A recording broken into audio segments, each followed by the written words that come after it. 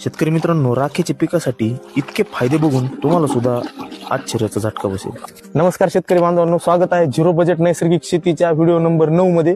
बांधवांनो, सर्वात पहिल्यांदा आपण पाहूयात की राखेची शेतीमध्ये काय फायदे. झाडाच्या पेशी मुळे मजबूत करण्यासाठी राखीमध्ये सर्वात जास्त प्रमाणात कॅल्शियम जवळपास 7 ते 33% एवढे असते. त्यानंतर पिकाची रोगप्रतिकारक क्षमता आणि क्वालिटी वाढवण्यासाठी पोटॅशियम 3 ते 5% राखीमध्ये असते. त्यानंतर याच्या व्यतिरिक्त phosphorus, magnesium, manganese, boron, copper, ferrous, zinc, silicon, sodium इत्यादी झाडांसाठी उपयुक्त घटक आपल्याला राखेमध्ये पाहायला मिळतात. त्यानंतर झाडाला दिलेल्या पाण्याचं व्यवस्थित झायलमद्वारे सर्क्युलेशन होण्यासाठी राख मदत करते. फळांच्या गोडीसाठी, चवीसाठी, टिकवण क्षमतेसाठी राख अतिशय उपयुक्त असते. सर्वात महत्वाचं म्हणजे राखेत पोटॅशियम असल्यामुळे झाडाची जी रोगप्रतिकारक क्षमता आहे ती खूप जबरदस्त होते. त्यानंतर काही फळांमध्ये फळ तडकणे किंवा फ्रूट क्रॅकिंग जे आपण म्हणतो त्यासाठी ही राख अतिशय उपयुक्त आहे. त्यानंतर कांदा लसूण पिकासाठी राख वरदान आहे.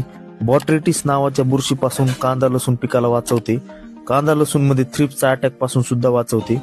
त्यानंतर फुलांचा रंग गडद दिसण्यासाठी राख उपयुक्त आहे. राखेत कॅल्शियम असल्यामुळे ऍसिडिक जमिनीचा पोत सुधारण्यासाठी सुद्धा राखेचा उपयोग होतो.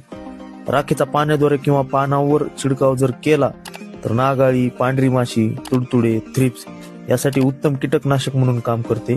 त्यानंतर खडकाळ जमिनीमध्ये मातीची पाणी धरून ठेवण्याची क्षमता वाढते. झाडाला फ्लॉवरिंग येण्याच्या आधी जर राख फवारली तर फुलगळ होत नाही, हे महत्वाचे.